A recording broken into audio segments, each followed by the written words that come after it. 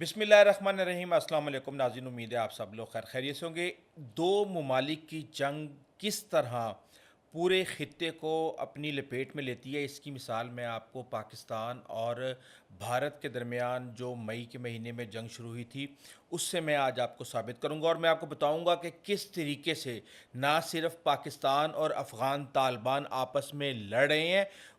دوسرے فرنٹ پہ انڈیا افغانستان کے اندر کیا کر رہا ہے، انڈیا امریکہ کے ساتھ کیا کر رہا ہے، پاکستان کس طرح اس میں ایفرٹ کر رہا ہے، انڈیا سینٹرل ایشیا کے اندر پاکستان کس طرح جنگ لڑ رہے ہیں، اور اس کے ساتھ ہی افغان طالبان کے ساتھ اس وقت صورتحال کیا ہے، افغان طالبان افغانستان کے اندر کس کیفیت کا شکار ہے، اور جو کچھ پوری دنیا نے استنبول مذاکرات کے حوالے سے جو کہانیاں سنی ہیں وہ بھی کچھ قابل فخر نہیں ہے۔ اب دیکھیں، پاکستان اور افغانستان کے مذاکرات شروع ہوتے ہیں، دوحہ کے اندر بات چیت ہوتی ہے، کہا جاتا ہے سیز فائر کر لیں، اس کے بعد اگلا راؤنڈ کریں گے 25 اکتوبر کو، اور استنبول کے اندر وہ راؤنڈ شروع ہوتا ہے، اور پھر جو خبر آتی ہے ابھی بھی کوئی پتہ نہیں، بہرحال جو فیس سیونگ کی گئی آخری وقت میں ترکی کے حکام کی طرف سے وہ ایک الگ چیز ہے، لیکن آپ یہ دیکھیں کہ 5 سے 6 دن تک آپس میں مذاکرات ہوتے رہے، وہاں پہ رویہ افغانستان یعنی وہ افغان طالبان جو کہ پاکستان کی بلکہ پاکستان کی ایجنسی کی پراکسی سمجھے جاتے تھے، آج ان کا رویہ یہ تھا کہ 6 دن کے اندر آپس میں کسی نے کوئی ڈائریکٹ بات چیت نہیں کی، یہاں تک کہ جو میل بریکس ہوتی تھیں کھانے کی اس میں بھی یہ آپس میں کسی سے بات نہیں کرتے تھے، جتنی بھی گفتگو انہوں نے آپس میں کی، مذاکرات کیے، وہ میڈیٹرز کے تھرو کیے، اور جب عجیب و غریب سی کیفیت تھی، ایک معاہدے پہ آ جاتے تھے، اس کے بعد پھر ایک بندہ جاتا تھا باہر جا کے بتاتا تھا کہ جناب یہ چیزیں ہو گئی ہیں، بتائیں آپ کو منظور ہے، وہ کہتا تھا نہیں اس کو تھوڑا سا ایسے کر دو اور پھر ٹھیک ہے، وہ وہاں سے دوسرے کے پاس جاتی تھی، دوسرا کابل فون ملاتا تھا، کابل کے اندر کہا جاتا تھا نہیں اس کو تھوڑا سا ایسے نہیں ایسے کر دو، اور یہ آپس میں اسی طرح کھیل چلتا رہا۔ کابل کے اندر جو لوگ بیٹھے تھے ان کو یہ پتا تھا کہ وہ کسی صورت بھی ٹی ٹی پی کو ڈس آن نہیں کر سکتے، اور پاکستان پہنچ رہا تھا نبض تک کہ کس طرح ان کو قابو کرنا ہے۔ اس کا ایک ہی طریقہ تھا، اس کا طریقہ تھا کہ کسی بھی طریقے سے جو افغان طالبان کے امیر ہیں ملا ہیبت اللہ، ان کا ایک فتویٰ لے لیا جائے کہ یہ جو ٹی ٹی پی ہے یہ دہشت گرد ہے، یہ فتنہ ہے، اور اس کے خلاف جو ہے آپ جہاد کہہ لیں یا لڑائی کہہ لیں وہ جائز ہے، اور یہ دہشت گرد ہیں اور یہ پاکستان کے ساتھ ہماری لڑائی کروا رہے ہیں۔ یہ چیز نہیں ہو سکتی تھی، اور جو لوگ تاریخ کو سمجھتے ہیں ان کو پتہ ہے کہ کس طریقے سے ہمارے جو فاٹا تھا سابقہ اور افغانستان، یہ حقانی گروپ سارے کا سارا، یہ پچھلے 50 سال کے اندر اتنا یہ افغانستان میں نہیں رہے جتنا یہ پاکستان میں رہے ہیں۔ یہی حافظ گل بہادر جس کے یہ آج میزبان بنے ہوئے ہیں، یہ 20 سال یہاں پہ انہی جیسے لوگوں کے یہاں پہ مہمان رہے ہیں، لیکن آپ یہ دیکھیں کہ انہوں نے رستہ کتنا گھٹیا انتخاب کیا، کہ ظاہر سی بات ہے پاکستان اور بھارت تو حالت جنگ میں ہے، لیکن یہ بھارت کے ہاتھ میں آئے اور بھارت نے ان کے اوپر انویسٹمنٹ کی، انہوں نے یہ فیصلہ کیا کہ ہم کسی بھی طریقے سے اپنی جنگی معیشت کو زندہ رکھیں گے، وہاں سے فنڈنگ کریں گے اور وہی کام کریں گے جو ہمیں آتا ہے، لڑائی، خودکش حملے، مدرسوں کے اندر بچوں کی برین واشنگ کر کے ان کو غلط فتوے دے کے ان کو غلط ایجوکیشن دے کے۔ پچھلے دنوں ہی آپ یہ دیکھ لیں کہ خودکش حملہ آور پکڑا گیا، اس نے کہا جی کہ ہمیں تو مدرسے کے اندر وہاں پہ بتایا جاتا تھا کہ پاکستان کے خلاف جہاد جائز ہے، جب میں یہاں آیا اور میں نے دیکھا یہ کیسے اذان ہو رہی ہے، کیسے یہ نماز پڑھ رہے ہیں، تو پھر مجھے یہ سمجھ آئی کہ یہ چیز تو غلط ہے۔ تو اب وہاں پہ ایک مائنڈ سیٹ بیٹھا ہوا، وہ کسی صورت بھی ٹی ٹی پی کو ڈس آن نہیں کر سکتا۔ آج وہ ٹی ٹی پی کو ڈس آن کرے گا، اس کو کل کو جو چائنا کے خلاف جہادی وہاں پہ بیٹھے ہوئے ہیں ان کو ڈس آن کرنا پڑے گا، تاجکستان، ازبکستان، ایران، سب کے جہادیوں کو اور ان کی نظر میں دہشت گردوں کو انہوں نے یوز کر رہے ہیں کہ ہماری ہمت اور ہماری یہاں پہ اہمیت رہے۔ تاجکستان ہمیں کہے کہ بھائی آپ یہ کام نہ کریں تو ہم بھی ان کو کہیں کہ بھائی احمد شاہ مسعود کے بیٹے کو سنبھال کے رکھو ورنہ ہم ان کو ابھی چھوڑ دیا تو کام کہیں سے کہیں پہنچ جائے گا. یہاں پہ پاکستان کو استعمال کریں ٹرانزٹ ٹریڈ کے لیے, افغان طالبان کے لیے اور دیگر چیزوں کے لیے. بہرحال یہ اب میں بات کروں گا تو لمبی کہانی ہو جائے گی, لیکن افسوس کی بات یہ ہے کہ حقانی نیٹ ورک کے سربراہ سراج الدین حقانی نے بھی اپنی زبان بالآخر پاکستان کے لیے کھول ہی دی, اور وہ یہ کہتے ہیں کہ ہمیں امپائرز کا قبرستان ہے یہ, اور ہم سے سیکھو ان سے سیکھو. اب بات یہ ہے کہ یہ بچوں کو سنانے کے لیے کہانیاں تو ٹھیک ہیں, لیکن جو لوگ خود اس کھیل کا حصہ تھے, جنہوں نے خود بادشاہ بنائے, جنہوں نے اسلحہ دیا, ٹریننگ دی, پناہ دی, ہر چیز دی, ان کو آپ بتا رہے ہیں کہ بھائی یہ قبرستان سلطنتوں کا. بہرحال یہ الگ کہانیاں, لیکن انہوں نے 20% یہ بات کی تو 80% یہ بات کی کہ معاملات کو امن کے ساتھ حل کرنا چاہیے. بھئی ہم تو حل کرنے کے لیے تیار ہیں. اب میں آپ کو ایک سمپل سی بات بتا دیتا ہوں کہ وہاں پہ مطالبات کیا ہوئے, کیا کہا گیا, اور پھر اس کے آگے پھر کیا نتیجہ نکلا. سیکیورٹی کام نے ان سے کہا کہ بھائی آپ یہ TTP کے خلاف ایکشن لیں, آپ ان کے لیڈرز کو پکڑیں, اور آپ جو سرحد پار ایکشنز ہو رہے ہیں ان کے خلاف آپ کارروائی کریں. پھر ان کو یہ دکھائے گئے کہ کس طرح کنہار کے اندر, ننگرہار کے اندر سیٹلائٹ فوٹوز, امیجز اور ریڈیو میسیجز, اور ان کو گروپوں کی لسٹ دی کہ یہ سارے کے سارے یہاں پہ کام کر رہے ہیں, ان کو روکیں. اور اس کے بعد ان کو یہ بتایا گیا کہ یہ جو انسیڈنٹ باجوڑ کے اندر ہوا, یہ جو شمالی وزیرستان کے اندر ہوا, یہ جو آ کے لیفٹننٹ کرنل سمیت, میجر سمیت اور اتنے لوگوں کو جو ہے شہید کیا گیا, یہ کیسے ہوا اور یہ کس طرح سے ہو رہا ہے. اور پھر اس کے بعد ان کو کہا گیا کہ آپ ایک جوائنٹ سیفٹی میکانزم بنا لیں. انہوں نے کہا جی ہر چیز آپ کی ٹھیک ہے,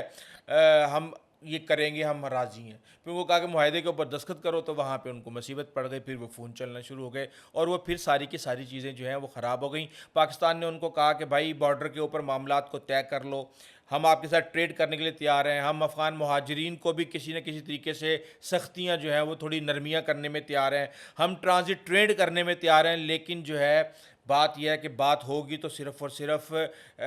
ممالک کے لیول پہ ہوگی, اور اس طرح یہ دہشت گرد پال کے نہیں ہو سکتی. تو اس کے بعد پھر ہم نے یہ دیکھا کہ رویے بھی بدل گئے, سب کچھ بدل گئے, اور اس وقت سٹیٹس میں آپ کو بتا دوں کہ وہ یہ ہے کہ دونوں اس بات پہ مطمئن ہوئے ہیں کہ سیز فائر رہے گا. ہم 5 یا 6 نومبر کو ہم دوبارہ ملیں گے, اور اس کے بعد ہم وہاں پہ جو مانیٹر اور پینلائز بارڈر ٹروس وائلیشنز ہیں اس کو فائنلائز کریں گے, اس کی موڈیلٹیز کو. اب یہ چیز وہاں پہ ہونی ہے. اب دیکھتے ہیں کہ وہاں پہ کس لیول کے بندے جاتے ہیں, کیسے جاتے ہیں, اور کس طرح معاملات جو ہیں وہ طے ہوتے ہیں. لیکن جو اعلیٰ حکام ہے وہ یہ کہہ رہے ہیں کہ ہمیں کوئی اس کے اوپر زیادہ کوئی امید نہیں ہے. لیکن یہ لڑائی ہے پاکستان کی اور بھارت کی, جو کہ بن چکی ہے پاکستان اور افغان طالبان کی. اب آگے چلتے ہیں. اب آپ یہ دیکھیں کہ وہاں پہ انڈیا سے بھی آوازیں آ رہی ہیں, اور ان کے جو اسپوکس پرسن ہیں فارن منسٹری کے, وہ روزانہ آ کے کہہ رہے ہیں کہ جی ہم تو دریائے کنہار کے اوپر, کنڑ کے اوپر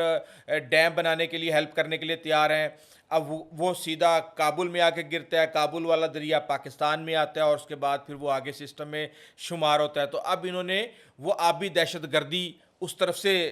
جو ہے شروع کر دی. کہا یہ جا رہا ہے کہ جی افغان فضائیہ کو ٹرین کر رہے ہیں جی بھارتی, اور وہ ہمارا مقابلہ کریں گے. آپ دیکھیں ان کو شرم نہیں آتی کہ ان کے پاس رافیل تھے, ان کے پاس لیٹسٹ ترین ان کے پاس ویپنز تھے, ریڈار تھا, سب کچھ تھا, لیکن اس کے باوجود پاکستان کی فضائیہ نے جس طرح ان کی بینڈ بجائی یہ تصور بھی نہیں کر سکتے تھے. تو یہ وہاں پہ جا کے چھکڑے جو چنگچی رکشے ہیں وہاں پہ افغانستان کے اندر امریکہ کے چھوڑے ہوئے, ان سے یہ اب ہمیں ڈرا رہے ہیں. بہرحال یہ چیزیں اس طریقے سے یہاں پہ چل رہی ہیں, اور فیلڈ مارشل نے کلیئرلی کہہ دیا ہے. یہ بیسیکلی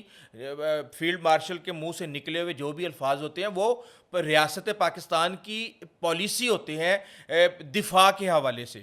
تو انہوں نے کہہ دیا کہ یہاں پہ ایک بندے کو بھی نہیں چھوڑنا جو یہ دہشت گردی کے اندر انٹرسٹ رکھتے ہیں. اور اس کے ساتھ ہی پھر ہم یہ دیکھتے ہیں کہ یہ اسپیکٹرم بڑھتا ہے, اور پاکستان, امریکہ اور انڈیا کے درمیان گیم شروع ہو جاتی ہے. اب آپ کو پتہ ہے کہ جس طریقے سے دھلائی ٹرمپ نے کی ہے بھارت کی, مودی کی, اور پاکستان خوش ہو رہا تھا کہ مودی کو جوتے پڑ رہے ہیں ٹرمپ سے, انڈیا کو جوتے پڑ رہے ہیں, اور ہماری فارن پالیسی بہت اچھی جا رہی ہے چائنا کے ساتھ, رشیا کے ساتھ, مشرق وسطیٰ کے ساتھ. اب تھوڑی سی چیزیں جو ہیں لگتا یہ ہے کہ مودی نے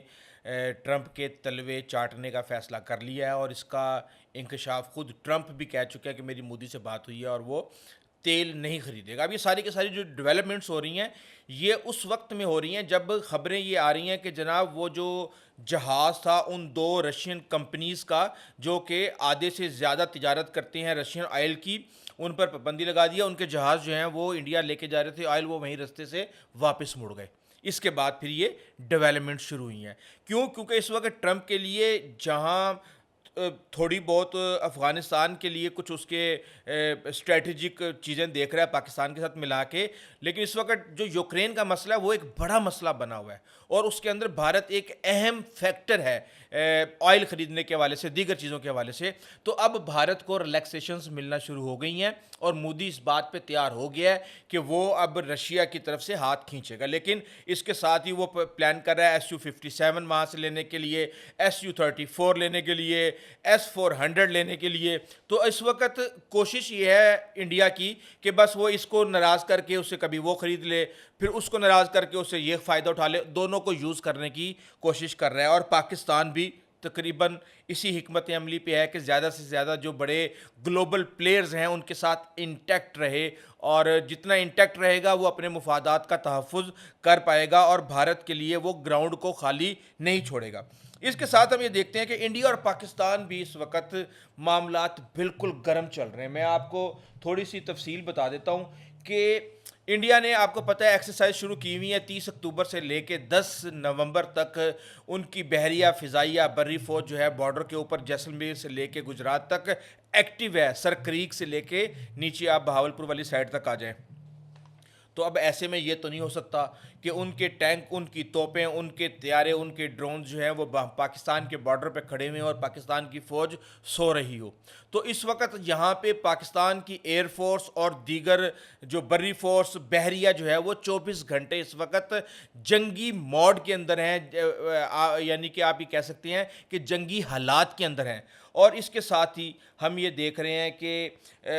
یہ معاملات یہاں پہ گرم چل رہے ہیں، تو آگے آپ دیکھتے ہیں تو بنگلہ دیش کی طرف سے بھی چیزیں شروع ہو گئی ہیں۔ آپ نے دیکھا ہوگا کہ کل ہی ایک بیان آیا ناگالینڈ کی جو آزادی کی تحریک ہے، اس کے سربراہ نے کہ ہم اپنا آزادی کا حق کسی صورت بھی نہیں چھوڑیں گے۔ جب یہ بیانات آنا شروع ہوتے ہیں تو اس کا مطلب آپ کو اچھے طریقے سے پتہ ہے۔ اب یہ بیانات کے بعد پاکستان کے جوائنٹ چیف آف سٹاف جاتے ہیں، اس سے پہلے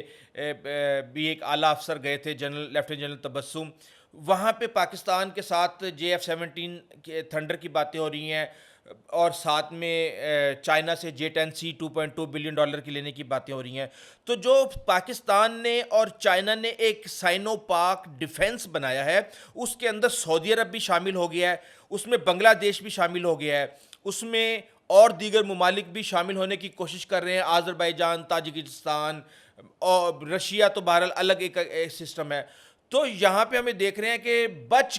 کے اس وقت مودی کے ہاتھ میں جو بچا ہے اس وقت وہ افغان طالبان بچے ہیں، اور اس نے وہاں سے پاکستان کو مصروف رکھنے کے لیے پرابلم شروع کر دی ہے۔ لیکن پاکستان بھی ظاہر سی بات ہے اپنی کوششیں کر رہا ہے اور چائنا کے ساتھ مل کے کر رہا ہے، تو پاکستان اور چائنا کا پلڑا اس حوالے سے بہت زیادہ بھاری ہے۔ اور جو خبریں ہمارے پاس آ رہی ہیں، آپ کے پاس بھی آ چکی ہوں گی کہ تاجکستان کے اندر انڈیا کا ایئر بیس تھا وہ خالی کروانے کا اعلان کر دیا گیا ہے۔ 2002 میں یہ کنٹریکٹ ہوا تھا، 2005 سے یہ چل رہا تھا، 3200 میٹر کا رن وے بھی بنایا، وہاں پہ بہت فائدے اٹھائے، وہاں سے کشمیر کو مانیٹر کیا، وہاں سے چائنا کو مانیٹر کیا، وہاں سے افغانستان کو مانیٹر کیا۔ لیکن اب جو ہے وہ جھنڈی کروا دی گئی ہے، اور تاجکستان کو انہوں نے آفر بھی کیا کہ ہم آپ کو طیارے دیتے ہیں، لیکن انہوں نے کہا بھائی آپ یہاں سے نکلیں۔ تو یہ بھی ایک پاکستان کی بڑی فتح ہے۔ تو چیزوں کو آپ صرف اس طرح نہ دیکھیں کہ افغان طالبان کے ساتھ کیا مذاکرات ہو رہے ہیں، انڈیا کے ساتھ، یہ اس وقت ایک پورا شطرنج کے اوپر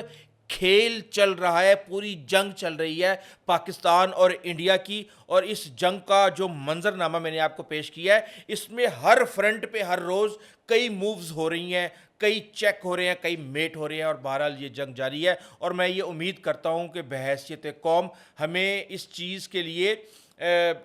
انیشیٹو لینا چاہیے کہ ہم جس طریقے سے بھی اپنے مجاہدوں کو سپورٹ کر سکتے ہیں سوشل میڈیا پہ کسی اور چیز کے اوپر، ہمیں کرنا چاہیے۔ بہرحال اس حوالے سے آپ کو اپڈیٹ کرتا رہوں گا۔ ابھی تک کے لیے اتنا ہی، آئندہ تک کے لیے اجازت دیجیے۔ اللہ حافظ۔